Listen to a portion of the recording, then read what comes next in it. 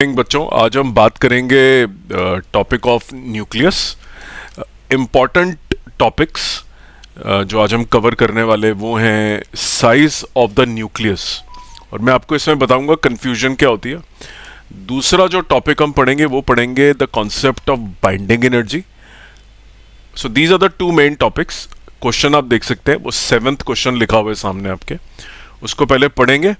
We will revise the concepts, जल्दी जल्दी revise कर लेंगे क्योंकि एग्ज़ाम आपके सर पे। और उसके बाद मैं आपको as a bonus I am going to take you through another topic which is a topic of nuclear forces. ये जो ग्राफ आपके सामने नज़र आ रहा है, ये एनसीईआरटी में भी ऐसा ही ग्राफ दिया हुआ है और बहुत ही ज़्यादा इंपॉर्टेंट ग्राफ है।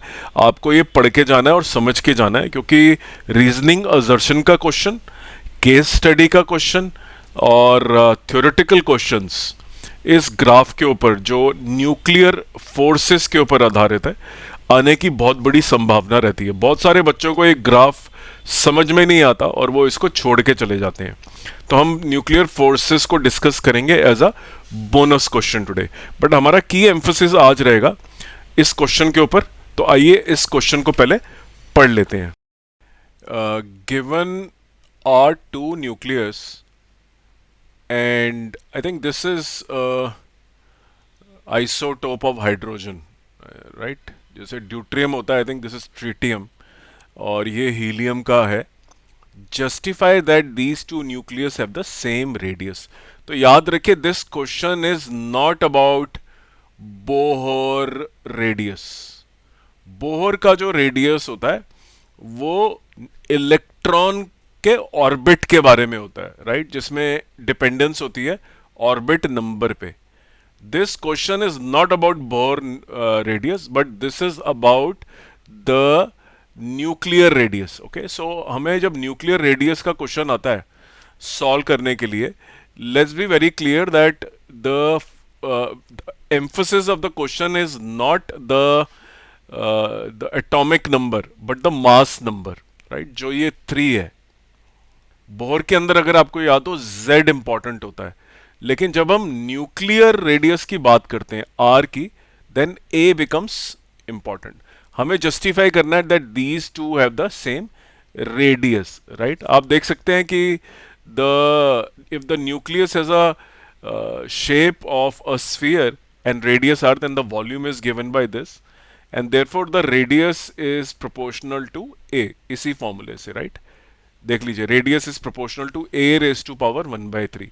अगर मैं इस क्वेश्चन को लूँ तो यहाँ पे मेरा a जो है H31 का जो मेरा a है दैट इज 3, और जो मेरा हीलियम का है that also a is equal to 3। So my radius is identical, r is equal to r0। ये मैं लिख रहा हूँ हाइड्रोजन का 3 raise to power 1/3 and R helium is equal to R0 3 raised to power 1/3. So RH upon RHE is equal to 1 and the radius of hydrogen isotope is equal to the helium. Prove कर दिया हमने, right? You have to justify, we have already proven it, right? And you know R0 is a constant known as nuclear radius parameter. उसकी value मैं आपको दिखा देता हूँ क्या आती है, क्योंकि ये न्यूमेरिकल एक्सपेक्टेड होता है आपके स्कूल के एग्जाम के अंदर। It is, you can see the you can find the value of R0 also. तो एक तो हो गया न्यूक्लियर रेडियस जो हमने डिस्कस कर लिया। दूसरी इंपॉर्टेंट बात इसी क्वेश्चन के ऊपर जो आपके पास आती है वो आती है, prove that the density of nucleus is constant. The density, right. तो देखिए, डेंसिटी का हमने एक total mass number is A, जो न्यूक्लियॉन्स का होता है। A is the number of nucleons, और एक न्यूक्लियॉन का एवरेज मास हमको मालूम है, divided by 4/3 pi are cube, which is the volume. This is you, एक न्यूक्लियॉन का, right. So this is the density being calculated and we already know what is the relationship between them. So you can see if you substitute the values of the values of these, what you get is this 2.3 into 10 raised to power I think it's if I enlarge it, let me enlarge the view so that it is clearly visible to you. इसको एक बार ध्यान से हम देख लेते हैं कि ये, हाँ ये देखिए, सो आर नॉट की वैल्यू भी नजर आ गई। देखिए आर नॉट इज जो यहाँ पे यूज करनी है, please memorise it, it follow. और जहाँ तक न्यूक्लियर डेंसिटी की बात है, which is a topic number 2, nuclear density prove करना, तो ए इंटू यू, तो ये आपका देखिए 3 ऊपर चला गया, ये volume is 4/3 pi r naught cube, जो हमने ए की टर्म्स में डाला, राइट। हमें ए तो मालूम ही है क्या होता है, राइट।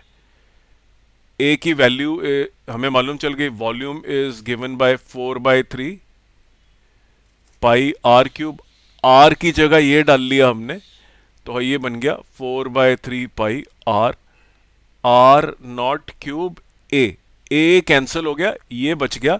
यू हमें मालूम होता है, आर नॉट की वैल्यू भी हमें मालूम है, देखिए न्यूक्लियर डेंसिटी की वैल्यू आ गई 2.3 into 10 raised to power. So second is the density of nucleus is a constant. ये भी कई बार क्वेश्चन आ जाता है, prove that the density of nucleus is constant, तो वो भी आपको समझ में आ गया। The point was associated with the radius of the nucleus, उसी से प्रूव करा है बेसिकली हमने, right, with using that logic. Question number 2 पढ़ लेते, तो देखिए question number 1 was very simple, and let's talk about question number 2, जिसके बारे में थोड़ा हम डिस्कस कर लेंगे। अ scientist hypothesized the existence of a neutral particle of mass so and so which consist of 2 neutrons only. Okay, कोई there is a neutral particle, उसका मास हमें मालूम है और उसके अंदर 2 न्यूट्रॉन्स हैं। What is the mass of the neutron? अकेला अकेला जो मास है, this is this. What is the mass of this, mass defect of this particle? Okay, can such a particle exist? Give a reason for your answer.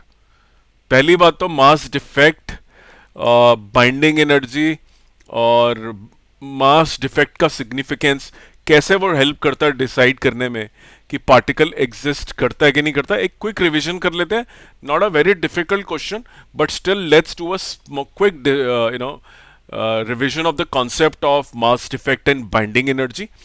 And I have used NCERT, right, for that I will just take you through the concept first and then we will discuss the question. Okay, पहले हम एक बार ध्यान से इसको पढ़ लेते हैं कि इसकी जो थ्योरी है वो एक बार याद दोबारा से रिवाइज कर लीजिए। देखिए जो actual mass of atomic nucleus होता है, it is smaller than the sum of the rest masses of the nucleons. जैसे हमारे क्वेश्चन के अंदर ऊपर हमारे जो न्यूक्लियंस हैं वो 2 न्यूट्रॉन है, राइट, उनका जो रेस्ट मास है that will be 2 into the mass of 1 neutron, वो दे रखा है अगर आप न्यूमेरिकल में देखेंगे, राइट। और जो पार्टिकल बना है इन दोनों न्यूट्रॉन्स को जोड़ के, उसका मास भी दे रखा है ये वाला, राइट। और वो ये कह रहा है कि ये वाला जो मास होता है जब पार्टिकल जुड़ जाते हैं, ये वाला mass 2.0272 if should be less than the mass of the rest mass of the individual particle, ये बता रहा है वो, right. This is what is being said. और रीजन क्या दिया, this is because some of the mass of the nucleons is converted into energy that is needed to form that nucleus and hold it together. ऐसा होता क्यों है कि जब आप 2 न्यूक्लियॉन्स फॉर एग्जांपल इकट्ठे लेके आते हैं न्यूक्लियस के अंदर, तो मास कम हो जाता है क्योंकि we need energy to hold them together, and this energy comes from a source called as mass defect. वो जो मास कम हो गया न्यूक्लियस के अंदर, वही रीजन है which is responsible for creation of the nucleus. और अगर आप मास डिफेक्ट को आइंस्टाइन के फॉर्मूले से डेल्टा एम सी स्क्वायर जो आपका आता है कन्वर्ट कर लें एनर्जी में, that energy is called as binding energy, and binding energy is related to stability of the nucleus. जितनी ज़्यादा बाइंडिंग एनर्जी होगी उतना ज़्यादा स्टेबल न्यूक्लियस होगा।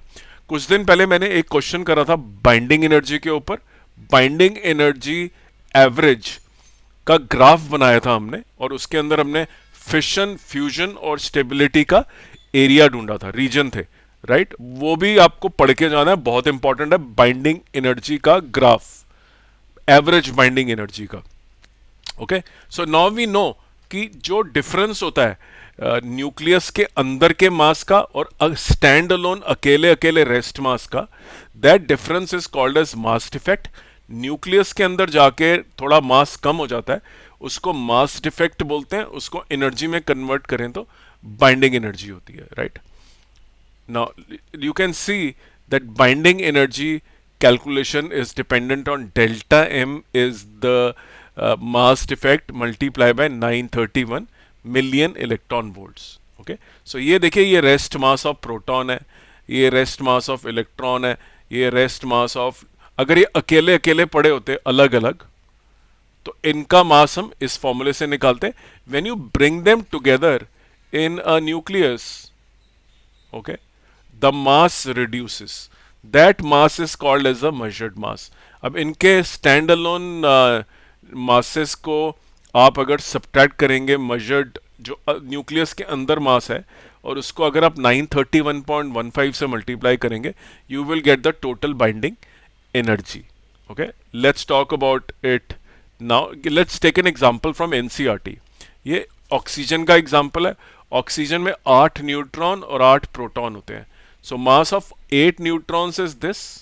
ये अब न्यूट्रॉन की वैल्यू याद करके जाइए, अब मेमोराइज दिस कि what is the rest mass of a neutron, what is the rest mass of a proton, 8 का इतना। 8 इलेक्ट्रॉन्स, कई बार इलेक्ट्रॉन ऐड नहीं करते, ये ऐड कर रहे हैं, इनकी मर्जी है, कर लें। और तो इनकी कैलकुलेशन ये बोलती है द एक्सपेक्टेड मास, अगर हमें सारे मासेस को ऐड कर लें, रेस्ट मासेस को, the total mass of the oxygen nucleus should come out to be this much. इतनी आनी चाहिए अगर मैं सारा कैलकुलेट कर लूं, प्लस प्लस प्लस। लेकिन जब हम मास स्पेक्ट्रोस्कोपी लगाते हैं तो ऑक्सीजन का मास ये नहीं आता, बल्कि ये आता है। इसका मतलब मास कम हो गया। Now when the mass reduces, then the total mass which is the difference of these two is the mass defect। देखिए, ये एक्सपेक्टेड मास था रेस्ट मास की हेल्प से, ये वाला जो मास है ये एक्चुअल मास है। इन दोनों को सब्ट्रैक्ट कर लीजिए, you will get the mass defect. ये देखिए मास डिफेक्ट आ गया। If you subtract 16.12744 and you subtract it from 15.99493, you will get 0.13691 U. This is the mass defect. Please multiply this with 931.5 and you will get your binding energy for creation of oxygen।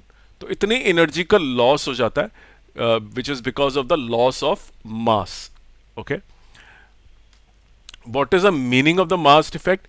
Einstein equivalence of mass and energy plays a role.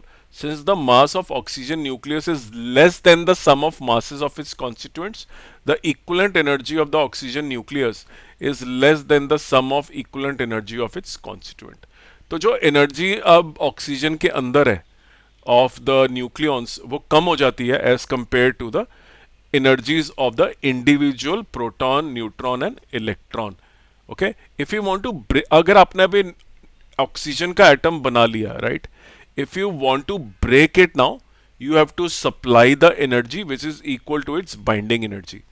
जितनी आपने binding energy stability के लिए इससे खींच ली थी, उतनी energy इसे वापस देनी पड़ेगी to break it down, right?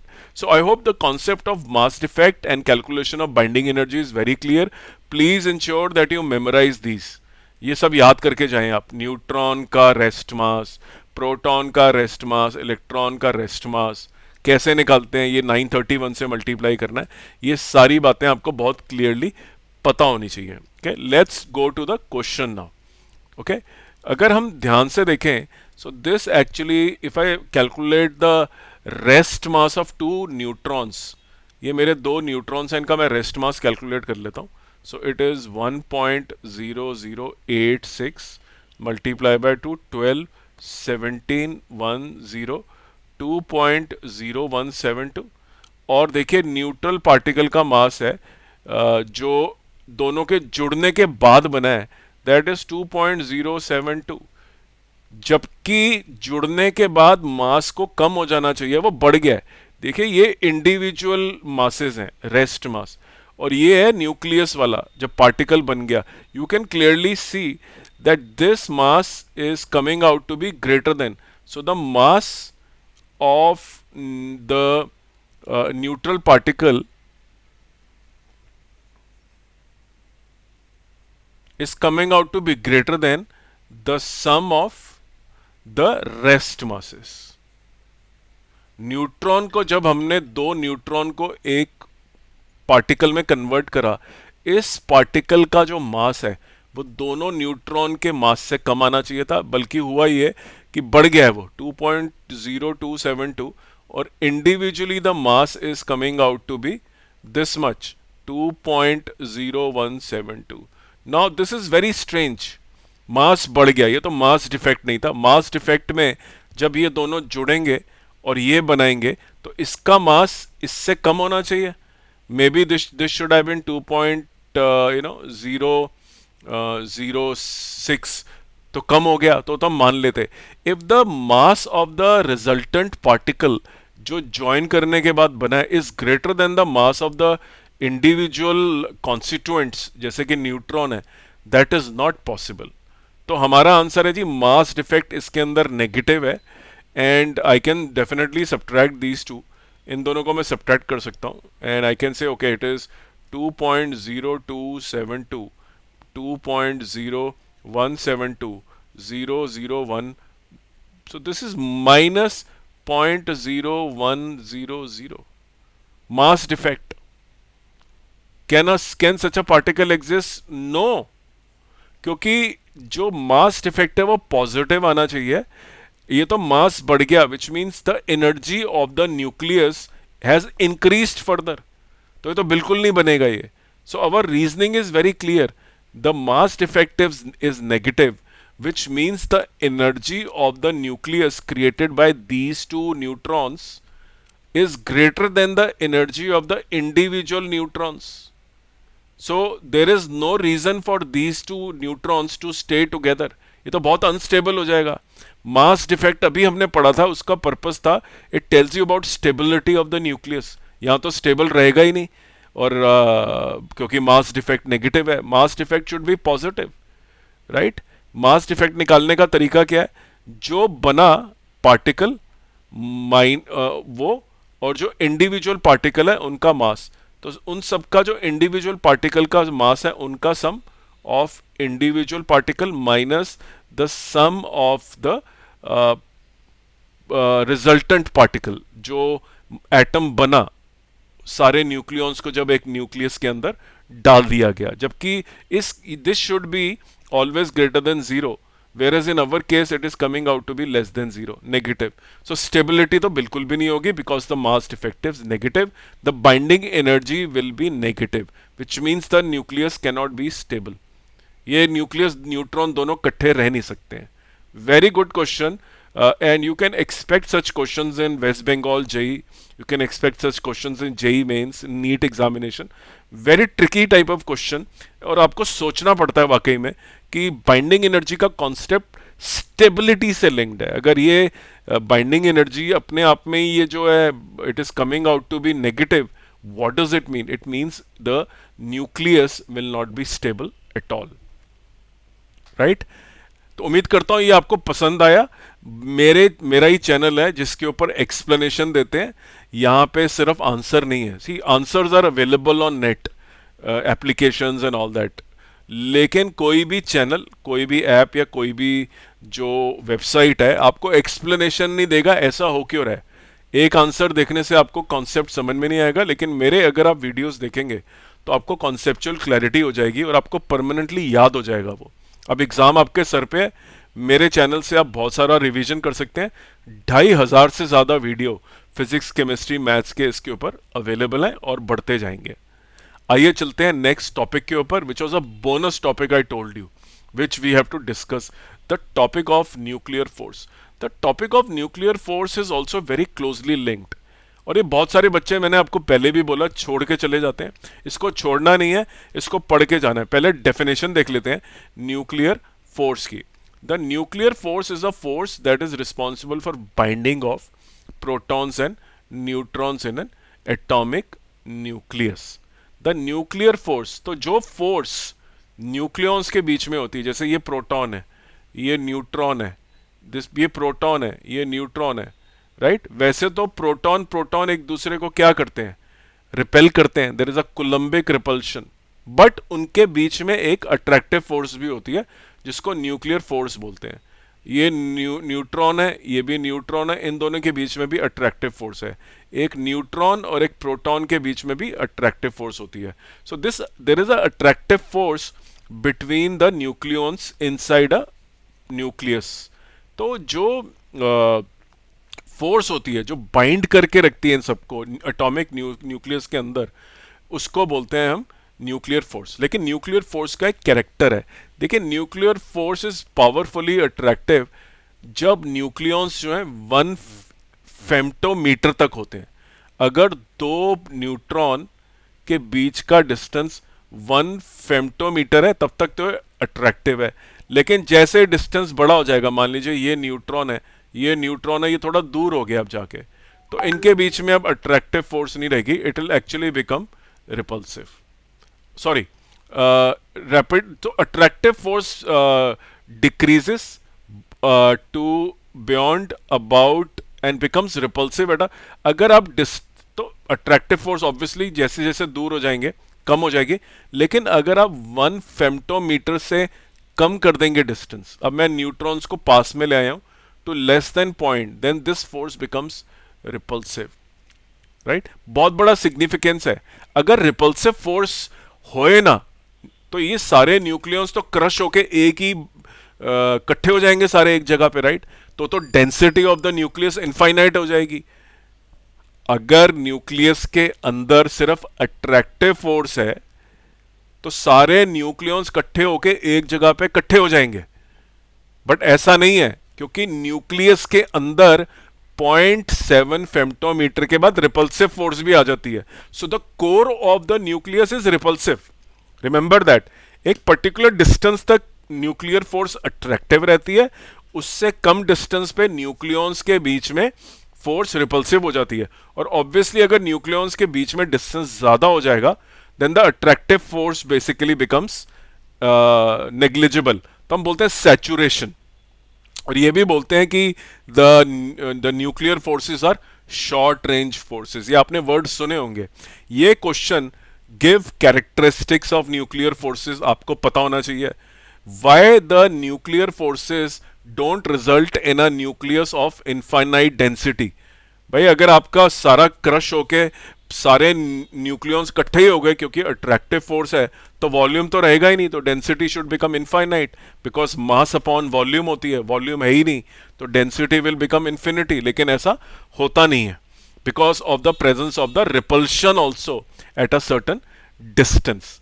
ये बातें बहुत इंपॉर्टेंट है, ग्राफ बनाने आना चाहिए, एक्सप्लेन करना आना चाहिए, और न्यूक्लियर फोर्सेस की जो कैरेक्टर्स हैं वो याद करके जाएं। मैं एक बार आपको दिखा देता हूं। These are short range forces. There is a strong interaction till a distance of 2 femtometer, okay, as they start to overlap. तो पहली बात तो these are short range forces, very important. छोटी रेंज पे काम करती हैं, दूर पे काम नहीं करती, saturation effect आ जाता है। दूसरा, they are attractive in nature, okay, और रिपल्सिव हो जाती हैं व्हेन द डिस्टेंस इज। तो ऐसा नहीं है, lot of people have a feeling nuclear force का मतलब attractive force, it helps to keep the nucleus together. Yes, तो दोनों तरीके से ही काम करती है। अट्रैक्शन से रोक के रखती है और रिपल्शन से भी न्यूक्लियस एग्जिस्ट करता है। अगर रिपल्शन नहीं होगी तो न्यूक्लियस तो बेसिकली कुछ वॉल्यूम ही खत्म हो जाएगा न्यूक्लियस का, और उसकी डेंसिटी इन्फिनिटी हो जाएगी, राइट? इतना स्क्वीज होके बिल्कुल खत्म हो जाएगा। तो रिपल्सिव कोर होता है इनका। सैचुरेट्स, ओके, दूर तक असर नहीं रहता, okay, they are only attracted by the nearby nucleons, दूर इनका कोई असर नहीं होता। इस इफेक्ट को सैचुरेशन इफेक्ट बोलते हैं। ये बहुत इंपॉर्टेंट है, they are charge independent. Okay, no distinction between proton और न्यूट्रॉन, कोई फर्क नहीं पड़ता दो प्रोटॉन है दो न्यूट्रॉन है, एक प्रोटॉन है एक न्यूट्रॉन है, चार्ज से इसको कोई फर्क पड़ने वाला नहीं है। इस तरह के क्वेश्चन जेई मेंस के अंदर, वेस्ट बंगाल जेई के अंदर, नीट के अंदर, बिटसेट के अंदर, बोर्ड के अंदर, Telangana engineering entrance examination, Andhra Pradesh का जो एंट्रेंस एग्जामिनेशन है, या ICAR Indian Council of Agricultural Research, वहां पे भी ये क्वेश्चन आते हैं जहां पे रीजनिंग असर्शन में ये लिखा होता है चार्ज इंडिपेंडेंस के बारे में। Okay, so you should be very clear okay about the points I am telling you. This repulsion होती है, अट्रैक्शन होती है, शॉर्ट रेंज होता है, सैचुरेशन इफेक्ट दिखाता है, दूर पे काम नहीं करेगा, चार्ज इंडिपेंडेंस शो करता है। ये सारे के सारे पॉइंट आपको बोर्ड में आ सकते हैं, प्लीज एक्सप्लेन देम। जेई में ये ट्रिकी क्वेश्चन बना के आएगा, लेकिन अगर आपका बेसिक कॉन्सेप्ट क्लियर है तो बहुत आराम से आप इसको कर लेंगे। बहुत सारे बच्चों को यही नहीं पता होता कि there is a repulsive core, तो आप करेंगे कैसे अगर आपको यही नहीं मालूम कि न्यूक्लियस के अंदर there is a repulsion force also which comes into play when the distances become less than 1 femtometer। आइए आगे बढ़ते हैं। ओके, नाउ द जिस ग्राफ को मैं आपको बता रहा था, it tells you about the nuclear force between the nucleons versus the separation of the nucleons, right? इसके बारे में ग्राफ है ये, right? So this graph is basically between two protons according to the electromagnetic force। repulsion between two protons हमें मालूम है, right? Because electrostatic force होगी, coulomb force होगी, वो तो उनके बीच में रिपल्शन पैदा करती है, राइट? तो जो आप ग्राफ ये वाला देख रहे हैं, right, so as the distance is increasing between the protons, the Coulombic force is decreasing. But हम डॉट डॉट वाले ग्राफ की चिंता ना करें, क्योंकि दिस इज कूलम फोर्स। इस और हमें मालूम है न्यूक्लियर फोर्स जो है कूलम फोर्स को तो हरा देगी अट्रैक्शन के लिए।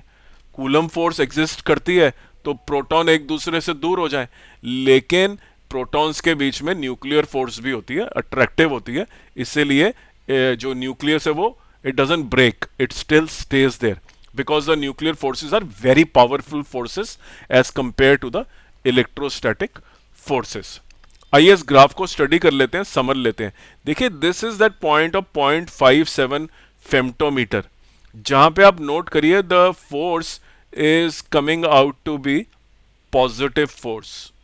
Okay, which means the it's essentially the force is repulsive, like charges जैसे होते हैं, राइट? तो पॉजिटिव साइड पे दिखा दिया गया रिपल्सिव, यहां पे रिपल्सिव फोर्स है। अगर आप 0.7 फेम्टोमीटर से डिस्टेंस कम कर देंगे तो रिपल्सिव फोर्स और बड़ी हो जाएगी, बड़ी सिंपल सी बात है। And when you increase the distance from 0.5 femtometer, the force starts becoming attractive, reaches a maximum value, and then when you start increasing the distance further, जैसे कि ये वाला डिस्टेंस है आपका, राइट? ये वाला डिस्टेंस, ये डिस्टेंस आया, तो देखिए यहाँ पे 2 तक भी आपकी अट्रैक्टिव फोर्स है, 2 फेम्टोमीटर पे। 2 फेम्टोमीटर के बाद आप देखिए क्या हो रहा है, सैचुरेशन इफेक्ट आ रहा है। तो वो दो न्यूक्लियॉन्स इतनी दूर हैं तो कोई उनके ऊपर फिर आपस में जो अट्रैक्टिव फोर्स है plays no role actually, right? So you should be able to draw this graph. So please memorize this graph, please memorize this repulsive part below 0.57 femtometer, above 5.7 femtometer, please make it in the attractive part। 2 तक आप attractive रख सकते हैं। तो आप देख रहे हैं जैसे जैसे 1 के ऊपर गए यहाँ पे मैक्सिमम हो गई है, और इसके बाद थोड़ी घटने लग गई है अट्रैक्टिव फोर्स, और यहाँ पे, और रीजन है डिस्टेंस बर्ड है और शॉर्ट रेंज फोर्स है, और उसके बाद 2 के बाद तो सैचुरेशन इफेक्ट टाइप आ गया, दूर जाके कोई खास असर हो भी नहीं रहा है। So you can see, right, this is so much of a distance. तो न्यूक्लियॉन का इतना ज्यादा डिस्टेंस हो गया कि उनका आपस में कोई फर्क नहीं पड़ रहा, again saturation type of impact. ये इक्विलिब्रियम पोजिशन है, राइट? ये this is your equilibrium position, यहाँ पे फोर्स जीरो है क्योंकि इलेक्ट्रोस्टैटिक फोर्स और यहाँ पे इलेक्ट्रोस्टैटिक फोर्स और जो न्यूक्लियर फोर्स है वो बैलेंस हो गई एक दूसरे के बीच में, right? So this is more of a 0.7 femtometre पे देर इज एन इक्विलिब्रियम, उससे कंपेयर रिपल्सिव, उससे आगे attractive. Please memorise this graph. आपको क्वेश्चन आ सकता है, draw the graph of force between nucleons versus the separation of nucleons in femtometer and please give all the characteristics of the nuclear forces. तो ये पूरा का पूरा आपको लिखने आना चाहिए, इसको मेमोराइज करके जाइए. ये जेई में भी काम आएगा, हर जगह काम आएगा. ये इग्नोर्ड टॉपिक है, बच्चों को समझ में नहीं आता, पढ़ के कोई नहीं जाता, इसीलिए इसको पढ़ के जाना है आपको ध्यान से. मैंने बहुत ही आसान लैंग्वेज में आपको एक्सप्लेन कर दिया है कि हो क्या रहा है, right? It is all about separation versus the nature of force. Equilibrium point भी देख लिया, रिपल्सिव भी देख लिया, अट्रैक्शन भी देख लिया, ज़्यादा डिस्टेंस के ऊपर हमने देख लिया कि अट्रैक्शन खत्म हो जाती है, सैचुरेशन भी देख ली. ये सारे पॉइंट आप याद करके जाएं. उम्मीद करता हूँ आपको ये वीडियो पसंद आया. इस चैनल को सब्सक्राइब कर लें for excellent explanations. This is the only channel in the country which is giving you clarity and explanation which you will not even get inside a classroom. Right? तो ये आपको सिर्फ बोर्ड के लिए नहीं बल्कि JEE Mains, NEET, West Bengal, JEE सारे exam के लिए आपको ये वीडियोस हेल्प करेंगे. काफ़ी डिटेल्ड एक्सप्लेनेशंस हैं इसके अंदर. तो thank you very much. Do subscribe to my channel and wait for my next video.